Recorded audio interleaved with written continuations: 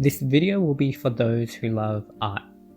Those of you who are really picky with their tastes, but also have like a ravenous hunger for wanting more quality things, and the suffering that comes from that. So I've been reading Marvel Comics, and I found a series named Hellions that I enjoyed a lot. And I was surprised because I couldn't find a good comic in a very long time. But then after that, I tried finding another one on the same level, and I just couldn't. And I felt this very familiar feeling of despair. And this is like a recurring thing in my life where I'll get into a medium and find some series, and I'll think it's like the best thing ever. And then everything else feels like it pales in comparison, because what I'm comparing is the feeling that I'm getting from them. And I want to find something that's on a similar wavelength in terms of enjoyment, the feeling of enjoyment or the feeling of pleasure. But then I couldn't, and I would just run back to those series that I like already and just do rewatches. I was really concerned about this with manga. It was my kind of first love when it comes to art. And series like Haikyuu really felt like it made me, it felt like it was made for me despite its popularity. And I don't think it's just well done. I think there are specific things that resonate with me. I like the way the speech bubbles are placed, the way the paneling is formed, the way the characters specifically interact, the way the dialogue is structured, when Furudate decides to slow down the pace or increase the pace, when Furudate decides to explain something, and when he decides not to. So I really feel a strong resonance with it. And it's not a resonance that's based on quality, but that's part of it. I think it's really good. But it's a resonance and this feeling of I was meant to engage with this. This is a 10 out of 10 for me. But yeah, I couldn't find series like it. I've read a lot. I do think A Silent Voice is something that I think is maybe on a bit of a similar wavelength. But I've read other great stuff 20th Century Boys, Vinland Saga. I've read other great stuff, but it just didn't. I didn't have that same resonance, and I was concerned. And then the solution I found was that, hey, maybe I should just move mediums, and take this seriously. So I moved towards exploring films, movies, American comics, like I mentioned before, TV, cartoon, anime. But I truly still had that perspective of trying to find what I would resonate with within those mediums. And I would find something, right? I would find something I really enjoyed, for anime, for example, Shinsekai Yori and Ping Pong the animation really kind of blew me away. But then that pattern would repeat. I would get hope, and then it would all just fall silent again. So even for animation, BoJack Horseman is something that I really love. And then Invincible's out there, but it's just not hitting it for me in the same way that series was.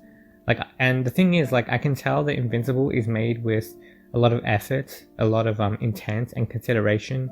And it's not just the effort, I can see that it's really trying and that it does have some level of quality, but it doesn't provide me with that resonance that I'm talking about. It doesn't provide me with that feeling of I was meant to find this thing. It didn't have the particularity that, it didn't have that specific feeling.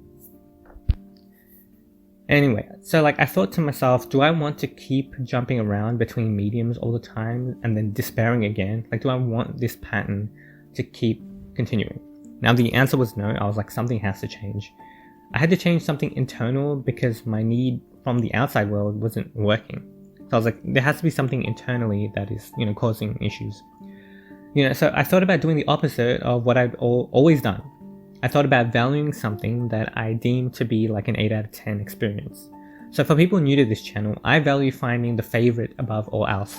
So for me, settling for something that only gives you an 8 out of 10 when you could wait, be patient, and then through being perceptive, find a 10 out of 10 show, having that patience and cultivating that experience is something that is worthwhile doing.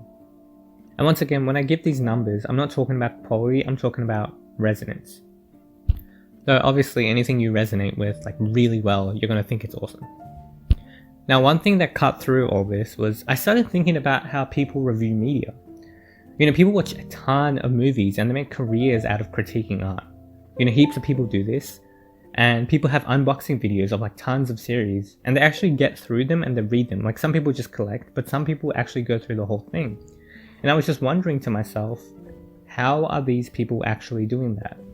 Because my experience of art is one where I enjoy a few things and then I dismiss most of them. But these people are doing the opposite. Like they're able to experience like a lot of things and then give their critique on it. They're able to go through that process without, like switching it off or running back to their favorite series. I was kind of genuinely baffled because they also had favorites just like me. They also had personal taste that they'd cultivated over time. And my tastes overlap with a bunch of people. And, and the way they talk about art is like this process of like scouring everything and then actually finishing them and then ranking them. And while I do scour, I only scour as much as I can handle and then I dismiss it very quickly. So I was still very confused. But then I got it, and the key was the difference between having like a binging like experience and not binging something. So when you're really, really into something, you binge it. Like you can't hold yourself back. And I consider this to be absolutely true, and I still do. But when you don't binge something, you have like a gap of time. And that gap in time acts as like a refresh. Like one thing I had been avoiding was that when I would engage with something, if it didn't give me that hook experience where like I just wanted to like just go through the whole story intensely, then I would be like, well, this series is not worth engaging with whatsoever, and I'll just completely drop it. And I will do this very quickly. But many people, they take breaks during their engagement with media. Like they'll maybe watch like one episode a day, or watch something like once a week, or just read like one comic, or maybe they'll read multiple comics at once, or they'll read like something like in the morning and then they'll read something in the afternoon, or they'll read something later. And each time they do this, what it does is it creates space between what you just read or watched. And then when you go back into it, you feel more refreshed to go through it. And that feeling of being refreshed makes you less picky with the story and the art. And that's the main part that I noticed, and I just kind of I couldn't see that in myself, that after that feeling of being refreshed, that I was less picky. And I want to add, like when I say like that feeling of binge, I don't mean like Netflix binge, like that's never worked. Like I'm not going to just watch the next episode, even if you try to make it like a hook at the end of the episode. Like when I'm talking about hooked, like when you're hooked with something, it's like every second, every moment based on the presentation of how they're actually giving it to you. Like it is that experience of like, this is something I was supposed to find. Now anyhow, I realized I needed to slow down. And that's all I really needed to do. That all I really needed to do was pace myself basically. And like a story that I considered like an 8 out of 10, I'll just watch it slowly. Like not episode after episode, like give like 2 to 3 hour intervals between the episodes, or maybe 4 hour intervals. Like instead of what I did before where I would be like, this better like make me get that feeling of like wanting to just rush through the whole thing. That intensity. And yeah, now I'm like, maybe these 8 out of 10 series, I need to give them some space. And the reason I really thought that was because that's how I fell in love with all my favorite series. That feeling of binge. And it's not that perspective is wrong. Like you want to binge what is like a 10 out of 10 for you, and you want to like savor it at the same time. But like when you take that perspective to an extreme, like I did, you're expecting, the world to provide you with that binging experience, like not all the time, but you're like in a more frequent way. And that's just not possible because that experience is rare, and it's supposed to be rare, and it's supposed to be really rare. But, if you give yourself some space, then something you consider an 8 out of 10, you can still like enjoy it. Like it can be the thing that you engage with until you find that amazing thing. And that's not to like this, and like that's just the way it's gonna be, and that's fine. So like, and quite frankly, like me being super picky, it wouldn't even be a problem if I didn't have like a voracious hunger for experiencing new great stories. And yeah, like this made me really consider the archetype of people that enjoy media. Like there's different types of people and how they engage with it. Like it really made me see my own archetype. Like, there's the type of person I mentioned before who's able to watch or read like heaps of things and give a critique. Like that's a very specific experience. Like not everyone can do that. There's the type of person who can only watch a few and is at peace with that because they love just going back home to their favorites, or they're just like, you know what, that's just how reality is, and I'd rather not lower my standards whatsoever. And that person's at peace with that. They're like, I only watch a few and that feels good to me. Now I'm not that person because I wasn't at peace with that. They're at peace with that. There's the type of person who loves story and community equally. So, when they engage with the series they care about, the thing that sustains a relationship is actually being part of a community. These are all like spectrums. Like there would be like a person who watches a lot of things, but not as much as the person who watches like heaps of stuff and like is a little bit picky. So like you'll know where you fall, wherever you need to fall, after some like introspection. But like my archetype is this. I'm the person who has a voracious hunger for new series, but simultaneously is extremely particular. And they sound like opposites in a way. And when you think of someone who has a voracious hunger, you think of like a glutton, who's like scarfing down whatever they can without even looking at what they're consuming.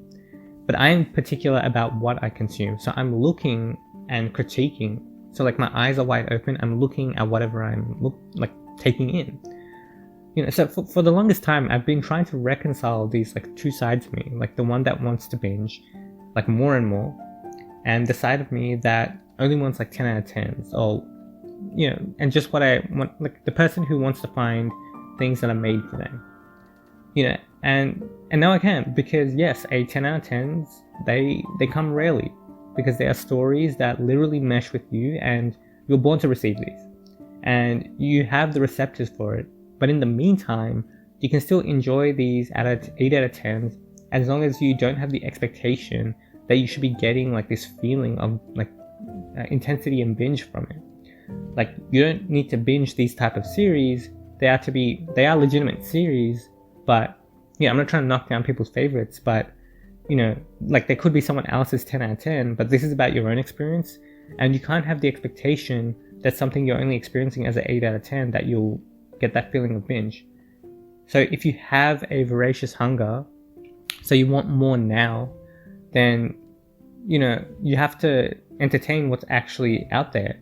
And for me, like it kind of felt like a slog when I would do that, because I'd have that feeling of like, damn, like I'm not getting that feeling that I want to get, But if you take small breaks as like a refresher, then that will actually push you through like a series that's maybe like an 8 out of 10. And I thought of that as like settling, my experience, like just like not, I felt like that was like giving up. I thought like taking that perspective was giving up, like that I'm engaging with things that I shouldn't actually consume at all. But my need for new series is also like a legitimate need. Like I can't like dismiss that. So that's one of the things I've had to like kind of reconcile. Now I want to add, like, this video is not for someone who's going through their phase of life of like over consuming. Like this is not a video for people who are like constantly feel that they are getting what they yearn. I'm glad you feel that way, but I haven't for like the longest time. So like this is for people who want more great series but are too particular to enjoy most of what's out there. Where you see something being high quality storytelling and even then you don't like it.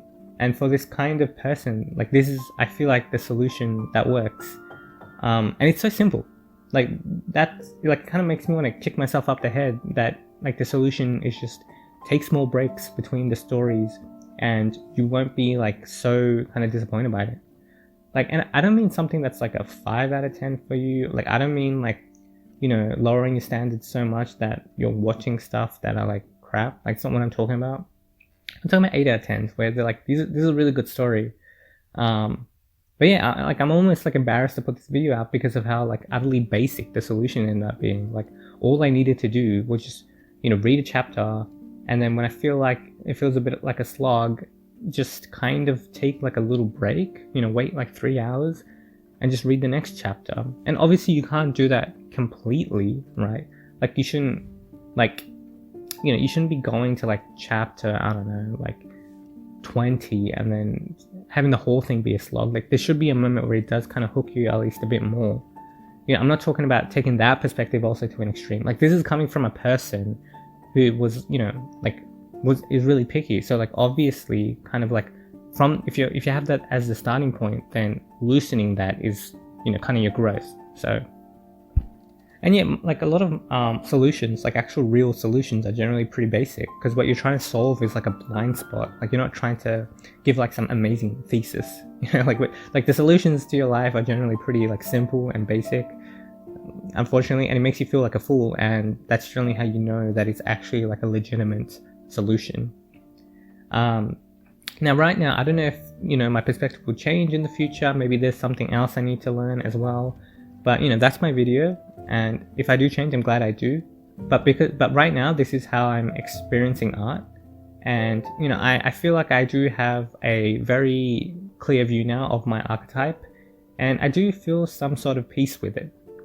So yeah, like I'm curious what kind of archetype you guys think you are. Like, are you the, you know, the person who does have a voracious hunger but is able to get through a lot of things and is able to finish them and then they rank them all? Are you a collector? Like, what kind of person are you, and how do you engage with art? Okay, yeah, thanks for listening, and I hope you enjoyed this one.